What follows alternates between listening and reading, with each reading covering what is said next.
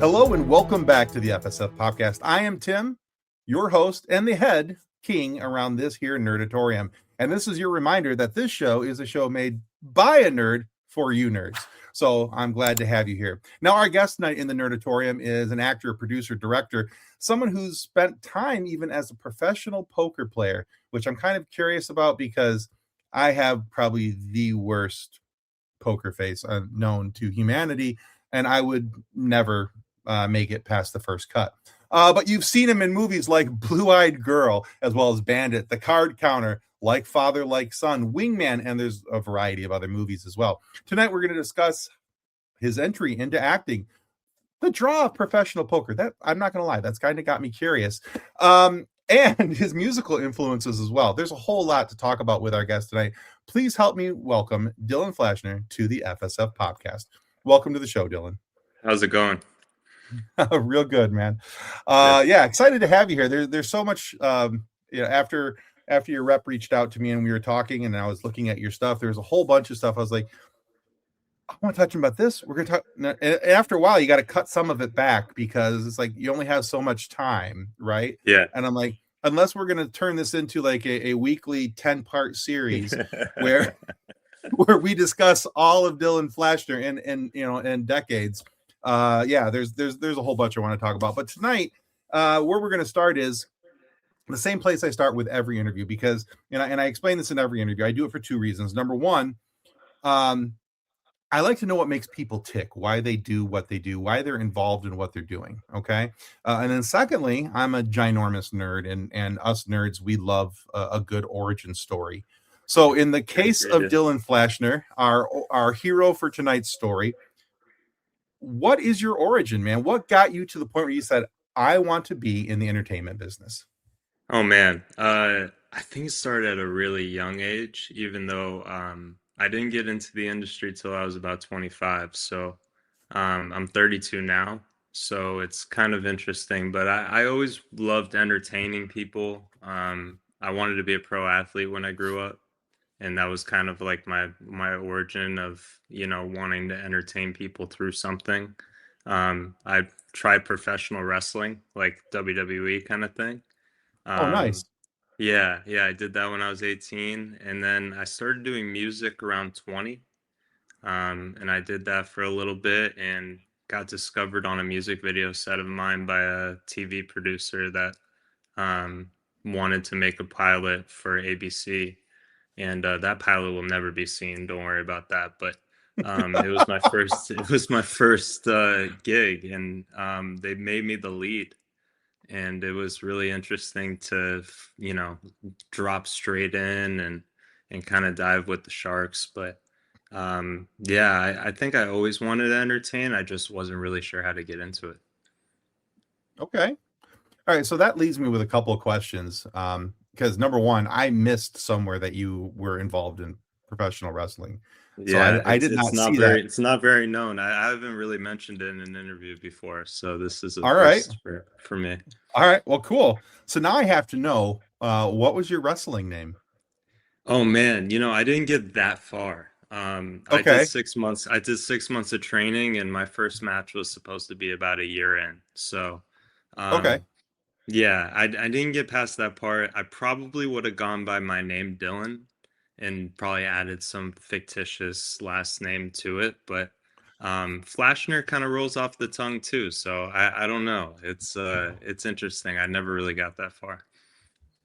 Okay. All right.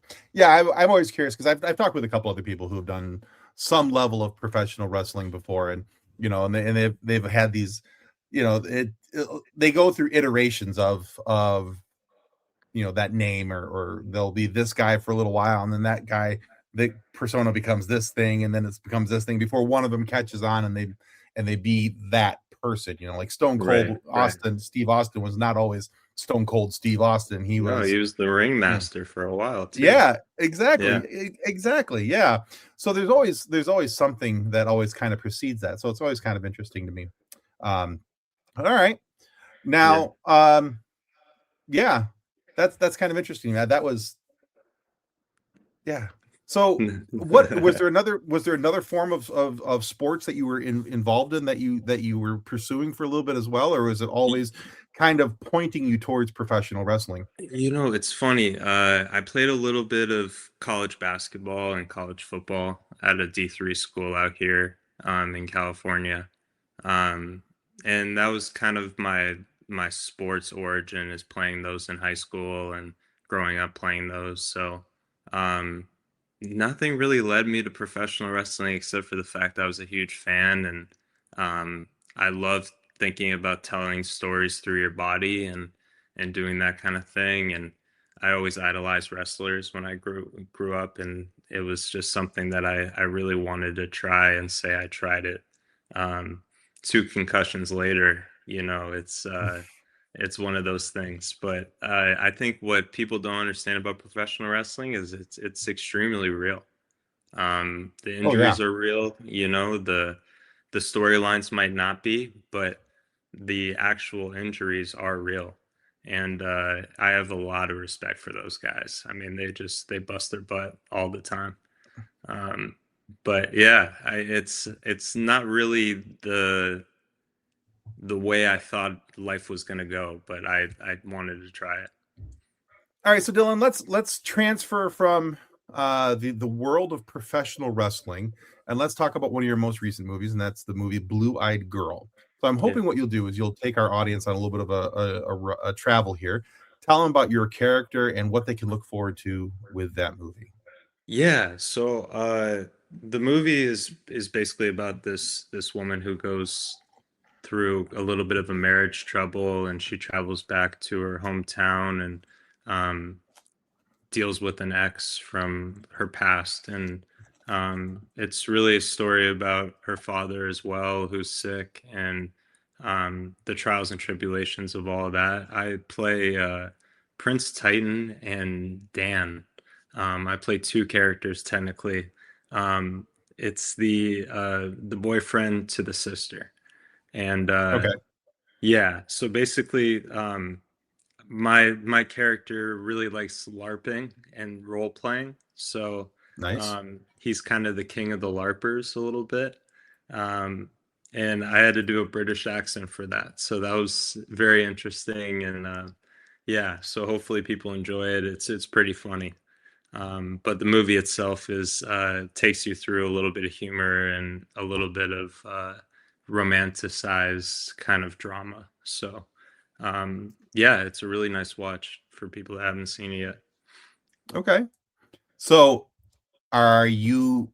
So did you have to do research on LARP, or is that something you were already involved with, and you had, or at least had some base knowledge in? Yeah, you know, I had seen it in pop culture before, but I had never really delved into the life of, you know, live action role playing. So, um, yeah, I had to do a little research. I also, you know, had to keep the humor in it, so I couldn't take it as, you know, you want to take it as seriously as they do, but you also want to Sure. make it funny. So, um, yeah, it was interesting. I probably researched a good few days on LARPing, which is an interesting rabbit hole to go down on the internet. But Yes, it is. yeah, yeah, I definitely did research before this. Okay. Yeah, one of our team members here, Ben, is a LARPer.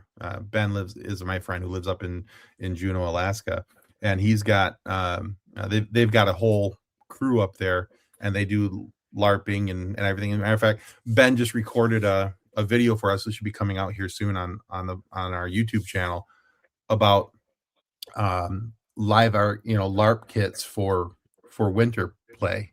Yeah, How to dress warm and stay warm, and it's and all these amazing. different things. So yeah, that's a pretty interesting one. It's We call it Ben's fantastical rants. That's what we call it. I love But he that. goes, That's great. yeah, they'll get on screen and they'll just kind of go through a bunch of things. They're a real big fan of Lord of the Rings, and so they'll, if you really want to wind Ben up, all you gotta do is point them towards something Lord of the Rings and say, Gandalf, and go. Yeah. But anyway, Hi, Ben. Yeah, So anyway, but yeah, so that's an interesting concept because I think when, anytime you can expand your knowledge on anything, especially if it's something maybe that you're not particularly accustomed with or used to, right. um, anytime you can learn about anything, I think it's always a good thing. Is there something about the LARPing world though that you looked at and you went, that might actually be fun? Was there something about it that you found entertaining? Yeah, I played King, like Prince Titan, so I was kind of king of everything. So, it being the head of the crew is kind of fun. Not gonna lie, like I really love performing and doing that kind of thing anyway. So for me, it was, I did a soliloquy basically of monologue for this one. So Nice. yeah, it was interesting to me. I don't know if I would actually do it in real life because it's not in my character to kind of do it outside of acting, but I can see why it's so fun. Like I get the whole camaraderie thing, and Hmm. the idea of replaying old events. Like I think that's really cool too. So yeah, I get the fun in it. Okay. I feel I think probably the same as you do. I think it's a really cool idea. I think it looks like a lot of fun. Whereas I'm like, oh, we're gonna play role playing games. Cool. Let me go get my dice. Yeah. I'll play some D&D with you. I'll roll some dice. Oh, Yeah, you want to right. go outside? There's other people out there.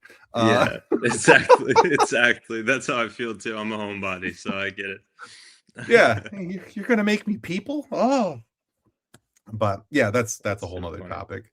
Yeah. But okay. So I was looking over your resume and I was looking at some of the movies and things that you've been involved with, and you have worked with some of the bigger names in Hollywood, and I'll do a little bit of name dropping here. You've worked with people like Oscar Isaac, Willem Dafoe, Josh Duhamel, Alicia Cuthbert, Mel Gibson, and that's just kind of scratching the surface of some of the folks that you worked with. Yeah. For you personally, what has working on movie sets with experienced Hollywood actors and actresses like that taught you? Oh man. One of my first movies ever, I did one with Morgan Freeman. And Hmm. that was really kind of an eye-opening experience for me, just how he dealt with everything. People were approaching him left and right. And um, I really learned how to work at a high level early on in my career because I was able to watch high level people work at that level. Hmm. And to see how they dealt with all the external factors, I think kind of got me to realize you have to stay present and you have to stay in the moment. And I take my phone away. That's one thing I saw Morgan do was he left his phone in his trailer. Um, and working with Josh Duhamel, he really kind of took me under his arm um, and kind of showed me the ropes of how this kind of works because I was so early on. I didn't really know. Um, I didn't even know what they called dinner or lunch kind of thing. Like I was really new to the industry, so um, I really think it's interesting how those guys are the most humble as well. Um, Yeah. like I think you have to be a great person to make it far in life for the most part, at a certain point, some are nicer than others, but those aren't the egos I've dealt with in this industry, the tip top of Hollywood. So kudos to them for keeping it real. Okay. Yeah, that's a nice lesson to learn. And if you can, yeah, the way I relate, I think I relate most to that comment. So I've never been on a movie set, but when I was real young, I started I used to sell doors and hardware. It was very, very exciting to contractors and things. And yeah, uh, but I learned at the feet of a an elderly gentleman who taught me a lot, not just about the work that we were doing, but how to do it. And some of that even applied to the way I live my life outside of work. Have you found that any of those things, those lessons that you were taught on set, do you find those things applying to you offset as well? Yeah, yeah, I think for sure. And I hate name dropping, but I'll do it again. Mel Gibson kind of took me aside. We've done a few movies together, and he was like, keep to yourself. Don't get involved in this whole Hollywood business, this whole, fame and fortune thing. Like, really stay true to yourself and really stay humble all the time. And um, yeah, I've taken lessons and really applied it to my life. I have a small circle. I have, not that many people that I, involve with what I'm getting involved with, because it's just, it's my business. It's none of anybody else's business that way. And I think keeping Mhm. your, home life separated from your work life is very important. So yeah, I've taken all these lessons and really applied them in my own life. Awesome. Yeah, that's one of the things that I was taught was, whatever is going on during the day, don't take it home with you. If you've had a Right. good day, leave it at the office. If you've had a bad day, you leave it at the office. Your Yeah, family deserves the best of you when you get home. absolutely. You know, and so that was a nice lesson for me. And it's kind of sounds like that was, somewhat of the lesson that you were shared with as well. So very Yeah. cool. Yeah. Okay. Yeah.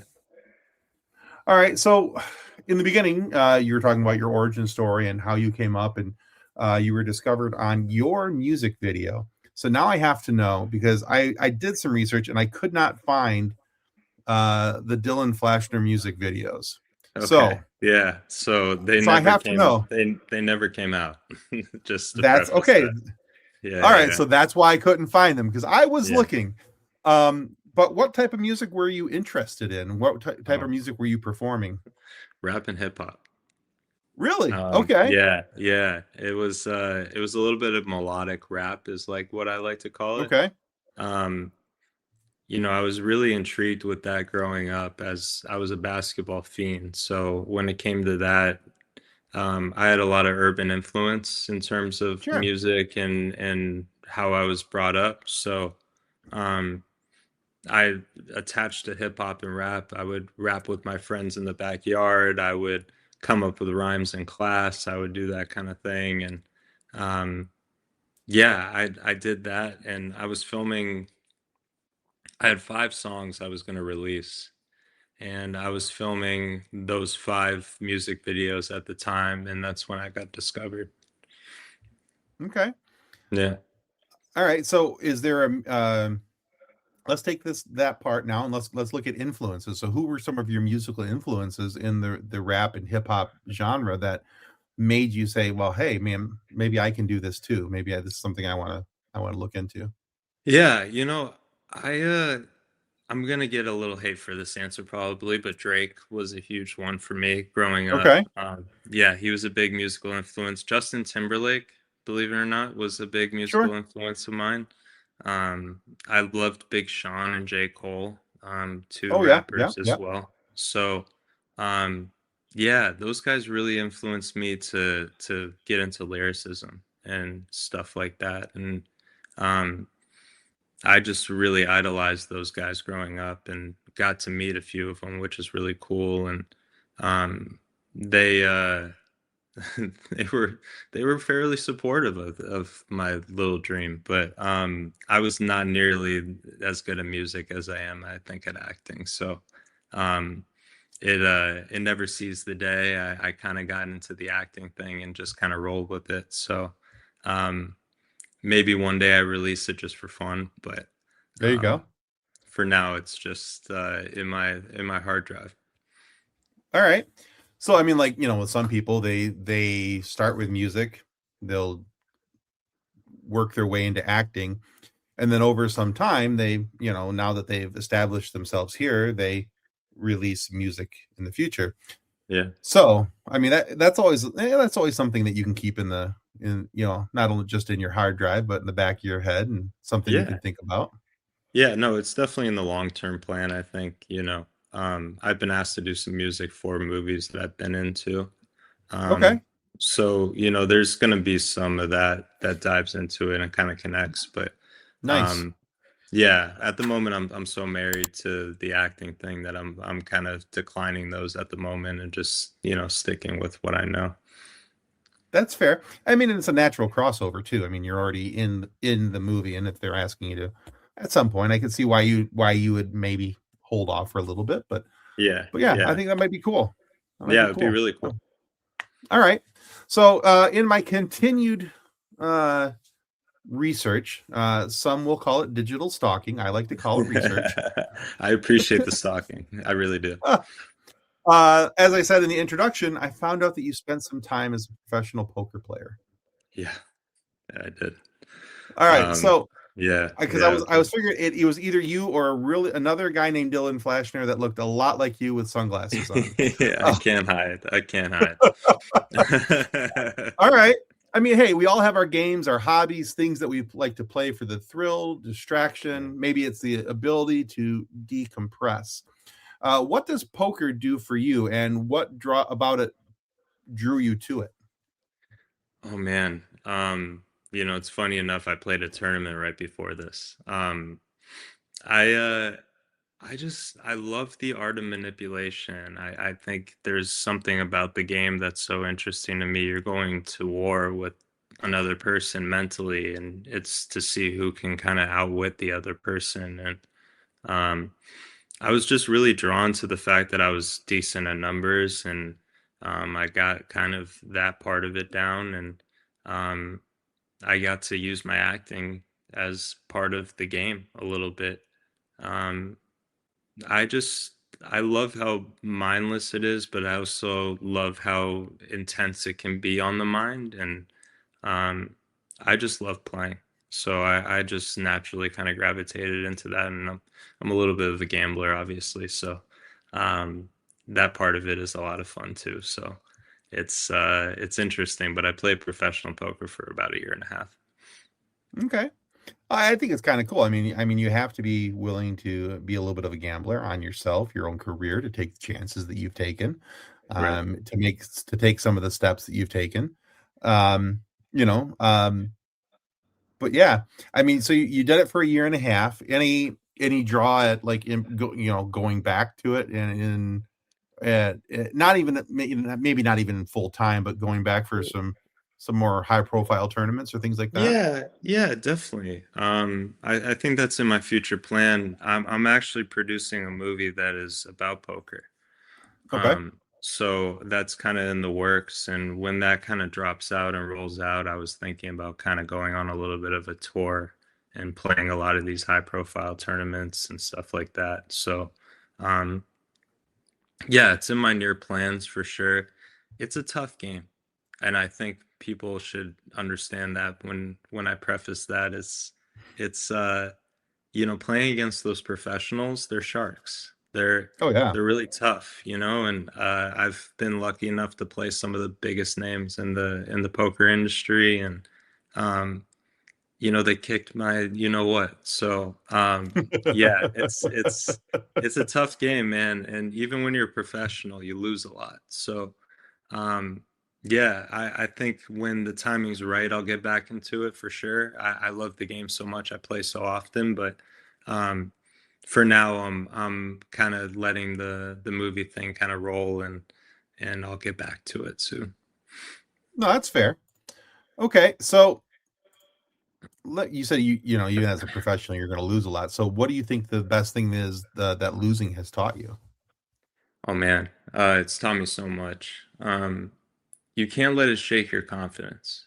At the end of the day, you're gonna take losses, you're gonna be hit, and you're gonna fall.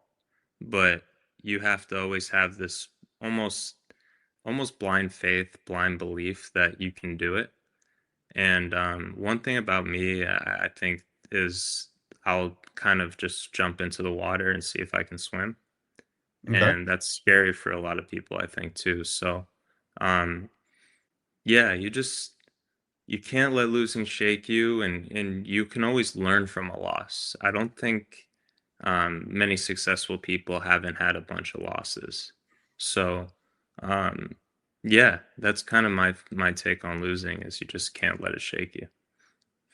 All right. Yeah, I mean, there's lessons to be learned in everything we do, and I think that some people, not that I want to romanticize losing, but I think that there's valuable lessons to be learned from both winning and losing. You learn something about yourself on each side of the coin. So, Absolutely. all right, great. All right, so this next question is I like to call it suggestion time, and it kind of ties into the first question. It's a another thing where I'm getting to know you and who you are and what you are and all that kind of again, what makes you tick. Right. So, what is Dylan Flashner reading or listening to right now that you think everyone else should know about? You know, I picked up a Rick Rubin book recently. Okay. I don't know the title of it. I gotta realize or remember that for next time. But um, it's basically like little excerpts, like page or two excerpts of just his ideology through artistry and stuff like that. And I found it a really interesting read. Um, right now I'm listening to a lot of hip hop and R&B. So, um, I'm a big Ella May guy. She's a Okay. really good, talented artist, Kaylani. Um, but J. Cole's coming out with an album soon, so I'm very excited for that. But um, All yeah, right. mostly been watching movies and trying to keep up with that. There's only so much time, and I read scripts a lot, so Fair um, enough. that's kind of what I'm reading at the moment. Okay. So, with all this going on in your life, you're a pretty busy dude, it sounds like. You've got a lot of different little irons in the fire, things keeping you going between movies and everything else. So, what do you do in your downtime to help recharge those artistic and creative batteries? I do a whole bunch of nothing, honestly. Perfect. Knock on wood, it keeps being busy. But when I'm at home, I watch sports a lot. I'm a big sports head, and Nice. um, I love gambling on the games. So for me, that's kind of my fun. But hang out with friends, go to comedy shows. I love comedy shows. Um, and yeah, just kind of recollect myself. I think after these movies, you need a week or two decompression to kind of, Sure. settle up. And then, it's usually the next round of preparation. So, um, yeah, a whole bunch of nothing, like I don't do much other than work. So, Okay. I enjoy it. I can appreciate that answer. After a busy couple weeks, I'm much the same way. A day of nothing at the house is probably one of the most glorious things I can be Oh, gifted. So I I couldn't ask for more. absolutely a sweatpants day. Are you kidding me? Yeah, it's a good Oh, day. yeah, it's a great day. Great day. All right, Dylan, we're at a stage of this interview where I need to ask you a silly question. Yeah.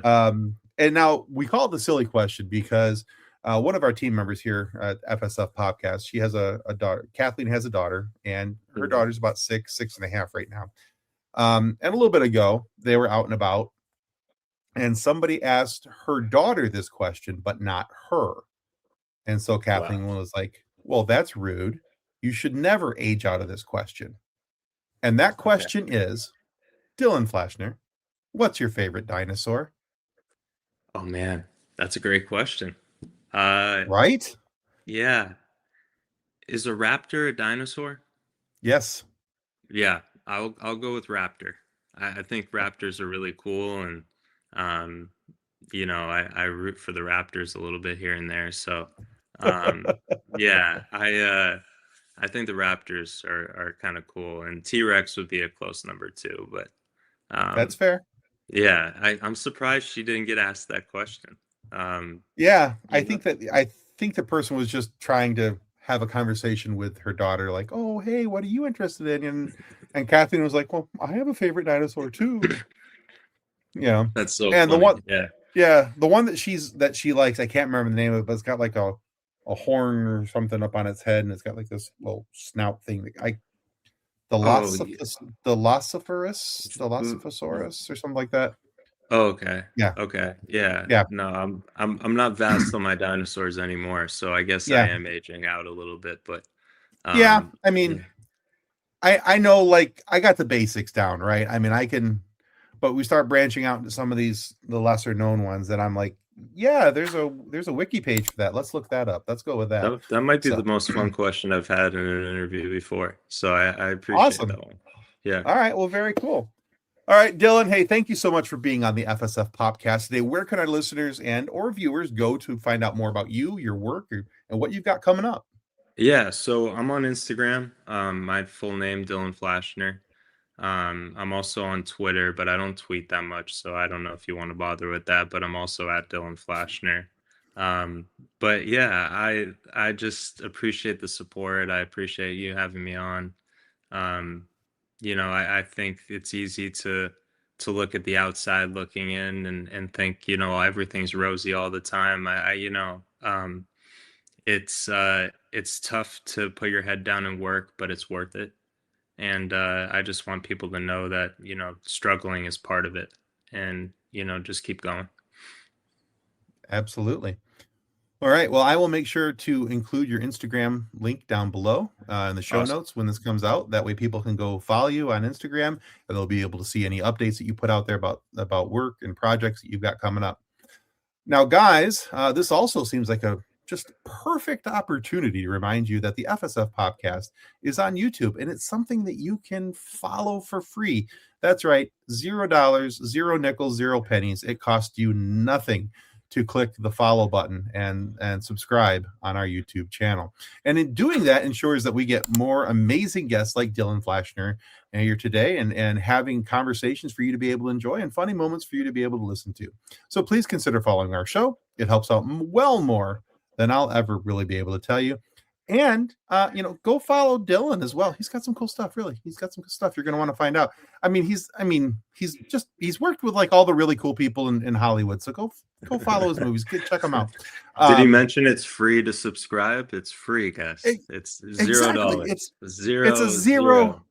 It's a zero cost proposition. So check that out. And it costs $0 to follow Dylan as well. So really, Yeah. you're getting a 2 for free here. That. So, yeah. So, on behalf of Dylan Flashner and the FSF Podcast, thank you for watching and or listening today, and may the force be with you as you continue to live long and prosper. Goodbye. Copyright 2026 FSF Podcast. Reference to any specific product or entity mentioned on this podcast does not constitute an endorsement or recommendation by FSF Podcast. The views expressed by guests are their own, and their appearance on the program does not imply an endorsement of them or any entity they represent. If you have any questions about this disclaimer, please contact us via email at info@fsfpopcast.com.